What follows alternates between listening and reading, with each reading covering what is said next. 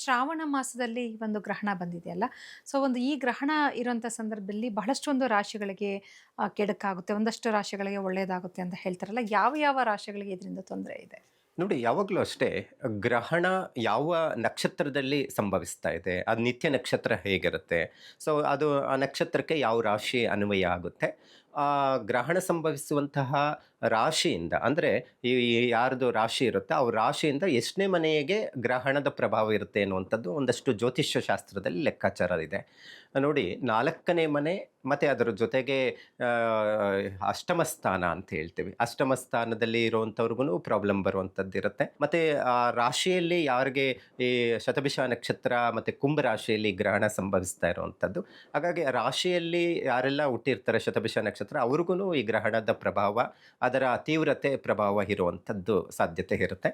ಮತ್ತು ಅಷ್ಟಮ ಸ್ಥಾನ ಅಂತ ಹೇಳಿದ್ರೆ 8ನೇ ಮನೆ ಕರ್ಕಾಟಕ ರಾಶಿಯವರಿಗೆ ಪ್ರಭಾವ ಬೀಳುವಂಥದ್ದು ಇರುತ್ತೆ. ಅವರೂ ಸ್ವಲ್ಪ ಈ ಗ್ರಹಣದ ಆಚರಣೆ ವಿಚಾರದಲ್ಲಿ ಮಾಡಬೇಕಾಗುತ್ತೆ.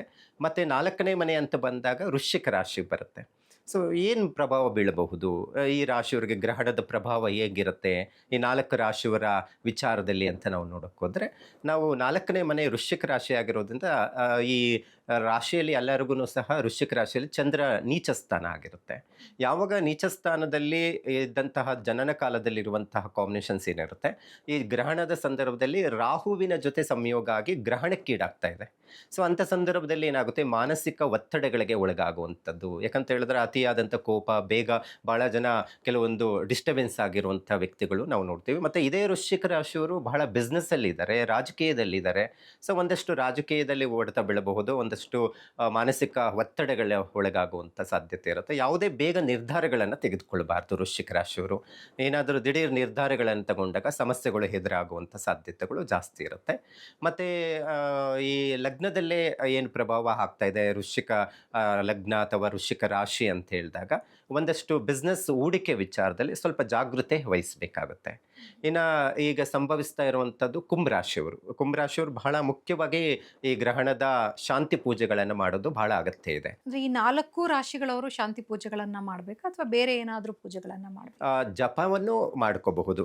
ಅಂದ್ರೆ ಅವತ್ತಿನ ದಿನ. ಹೌದು, ಅವತ್ತಿನ ದಿವಸ ಆ ಗ್ರಹಣದ ಸಂದರ್ಭದಲ್ಲಿ ನಮ್ಗೆ ಯಾವಾಗಲೂ ಅಷ್ಟೇ ಗ್ರಹಣ ಸಂಭವಿಸುವಂಥದ್ದು ಅಂತ ಹೇಳಿದ್ರೆ ಸೂರ್ಯಗ್ರಹಣ ಬೆಳಗಿನ ಜಾವ ನಮಗೆ ಕೇತುಗ್ರಸ್ಯ ಸೂರ್ಯಗ್ರಹಣ ಅಂತ ಹೇಳ್ತೀವಿ. ಕೇತುವಿನಿಂದ ಪ್ರಭಾವಕ್ಕೆ ಒಳಗಾದಾಗ ಅದು ಸಂಭವಿಸುವಂಥದ್ದಿರುತ್ತೆ.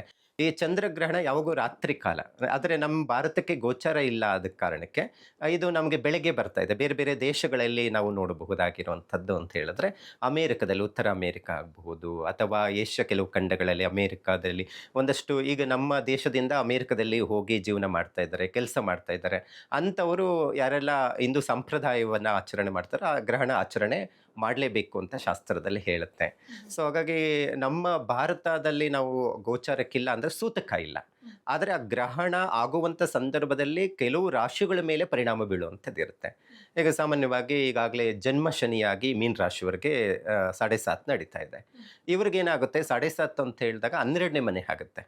ಯಾವಾಗಲೂ ಗ್ರಹಣ ಸಂಭವಿಸುವಂಥ ಸಂದರ್ಭದಲ್ಲಿ ಗ್ರಹಣ ಸಂಭವಿಸುವಂಥ ರಾಶಿ ಆಗ್ಬೋದು, 12ನೇ ಮನೆ ಆಗ್ಬೋದು, 8ನೇ ಮನೆ ಆಗ್ಬೋದು ಅಥವಾ 4ನೇ ಮನೆ ಆಗ್ಬೋದು.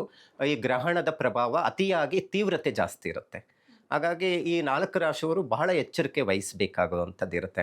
ಸೊ ಏನು ಪ್ರಭಾವ ಮೀನ ರಾಶಿಯವ್ರಿಗಂದರೆ ಬಹಳಷ್ಟು ಈ ಚಂದ್ರ ಮನಸ್ಸಿನ ಕಾರಕ, ಮಾತೃಕಾರಕ ಅಂತ ಹೇಳ್ತೀವಿ. ತಾಯಿಯ ಆರೋಗ್ಯದ ಮೇಲೆ ಪರಿಣಾಮ ಬೀಳಬಹುದು ಅಥವಾ ಅತಿಯಾದ ಕೋಪ, ಅತಿಯಾದಂಥ ನಿರ್ಧಾರಗಳು, ದಿಢೀರ್ ನಿರ್ಧಾರಗಳನ್ನು ತೆಗೆದುಕೊಳ್ಳುವಂಥದ್ದು, ಈ ಥರದ ಪರಿಣಾಮಗಳು ಬೀಳುವಂಥದ್ದು ಇರುತ್ತೆ. ಆದರೆ 12ನೇ ಮನೆ ಮೀನ ರಾಶಿಯಾಗಿರೋದ್ರಿಂದ ವ್ಯಯ ಅಂದರೆ 12 ಅಂತ ಹೇಳಿದ್ರೆ ವ್ಯಯಸ್ಥಾನ ಅಂತ ಹೇಳ್ತೀವಿ. ಏನಾದರೂ ಕಳ್ಕೊಳ್ಳುವಂಥದ್ದು ಅಥವಾ ಕೆಲವು ಮಾನಸಿಕ ಒತ್ತಡಗಳಿಗೆ ಒಳಗಾಗಿ ಯಾರ ಥರ ಕೋಪದಿಂದ ಜಗಳ ಮಾಡಿಕೊಂಡು ದೂರ ದೂರ ಆಗುವಂಥದ್ದಾಗಬಹುದು, ತಾಯಿಯ ನಡುವೆ ಏನಾದರೂ ಕಲಹಗಳನ್ನು ಮಾಡಿಕೊಳ್ಳುವಂಥದ್ದು. ಸೊ ಈ ಥರದ್ದೊಂದಷ್ಟು ಪರಿಣಾಮಗಳು ಬೀಳುವಂಥದ್ದು ಇರುತ್ತೆ. ಅಷ್ಟಮ ಸ್ಥಾನ ಕರ್ಕಾಟಕ ರಾಶಿಯವರಿಗೆ ಗ್ರಹಣ ಸಂಭವಿಸ್ತಾ ಇರೋದ್ರಿಂದ ಕರ್ಕಾಟಕ ರಾಶಿಯವರು ಬಹಳ ಎಚ್ಚರಿಕೆ ಇರಬೇಕಾಗಿರೋದಂದರೆ ವಾಹನಗಳನ್ನು ಓಡಿಸುವಾಗ. ಮತ್ತು ರಾಷ್ಟ್ರಾಧಿಪತಿ, ಕರ್ಕಾಟಕ ರಾಷ್ಟ್ರಾಧಿಪತಿಯೇ ಅಷ್ಟಮದಲ್ಲಿ ರಾಹುವಿನ ಜೊತೆ ಸಂಯೋಗ, ಗ್ರಹಣಕ್ಕೀಡಾಗ್ತಾ ಇರುವಂಥದ್ದು. ಆಗಲೇ ನಾನು ಹೇಳಿದೆ ಚಂದ್ರ ಮನಸ್ಸಿನ ಕಾರಕ ಅಂತ. ಸೊ ದಿಢೀರ್ ನಿರ್ಧಾರಗಳಿಂದ ಭಾರೀ ಹೊಡೆತ ಬೀಳುವಂಥದ್ದಿರುತ್ತೆ. ಅತಿಯಾಗಿ ಕೋಪ ಮಾಡ್ಕೊಳ್ಳುವಂಥದ್ದು, ಮನೆಯಲ್ಲಿ ಗಂಡ ಹೆಂಡತಿ ಆಗ್ಬೋದು, ಮಕ್ಕಳ ನಡುವೆ ಆಗ್ಬೋದು, ಡಿಸ್ಟರ್ಬೆನ್ಸ್ ಆಗಿ 15 ದಿನದ ಕಾಲ ಮಾನಸಿಕ ಒತ್ತಡಗಳಿಗೆ ಒಳಗಾಗುವಂಥ ಸಾಧ್ಯತೆ ಇರುತ್ತೆ. ಈ 4ನೇ ಮನೆ ವೃಶ್ಚಿಕ ರಾಶಿಗೆ ಏನು ಗ್ರಹಣ ಸಂಭವಿಸ್ತಾ ಇದೆ, 4 ತಾಯಿ ಸ್ಥಾನ ಅಂತ ಹೇಳ್ತೀವಿ, ಸ್ವಗೃಹ ಯೋಗ ಅಂತ ಹೇಳ್ತೀವಿ. ಸೊ ಹಾಗಾಗಿ ಯಾವಾಗಲೂ ಅಷ್ಟೇ ವಿದ್ಯಾಸ್ಥಾನನೂ 4ನೇ ಮನೆ ಆಗಿರುತ್ತೆ. ವಿದ್ಯಾರ್ಥಿಗಳಿಗೆ ಅಷ್ಟು ಶುಭ ಇಲ್ಲ. ಸೊ ಸೋಂಬೇರಿತನ ಜಾಸ್ತಿ ಆಗುವಂಥದ್ದು. ಯಾಕಂತ ಹೇಳಿದ್ರೆ ವೃಶ್ಚಿಕ ರಾಶಿಗೆ ಈಗಾಗಲೇ ಪಂಚಮ ಶನಿ ಬೇರೆ ನಡೀತಾ ಇದೆ. ಹಾಗಾಗಿ ಪಂಚಮ ಶನಿ ಇದ್ದು ಗ್ರಹಣಕ್ಕೆ ಈಡಾಗ್ತಾ ಇರೋದ್ರಿಂದ ಅತಿಯಾದಂತಹ ದುಃಖ, ಬಿಸ್ನೆಸ್ ಒಡೆತಗಳು ಉಂಟಾಗೋದು, ಭೂಮಿಯಿಂದ ನಷ್ಟ ಉಂಟಾಗೋದು, ಯಾವುದನ್ನ ಲಿಟಿಗೇಷನ್ ಪ್ರಾಪರ್ಟಿಗಳಿಗೆ ಕೈ ಹಾಕಿ ಕೈ ಸುಟ್ಕೊಳ್ಳುವಂಥದ್ದು. ಅದಕ್ಕೆ ನಾವು ಯಾವಾಗಲೂ ಅಷ್ಟೇ ಗ್ರಹಣ ಆದ ಕನಿಷ್ಠ ಪಕ್ಷ 15 ದಿನದ ಕಾಲದವರೆಗೂ ಯಾವುದೇ ನಿರ್ಧಾರಗಳನ್ನು ತೆಗೆದುಕೊಳ್ಳೋದಾಗಲಿ ಅಥವಾ ಯಾವುದೇ ಹೂಡಿಕೆ ವಿಚಾರದಲ್ಲಿ ಆಗಬಹುದು ಅಥವಾ ಕೆಲಸದ ಬದಲಾವಣೆ ವಿಚಾರದಲ್ಲಿ ಮಾಡಬಾರದು ಅಂತ ಹೇಳುತ್ತೆ.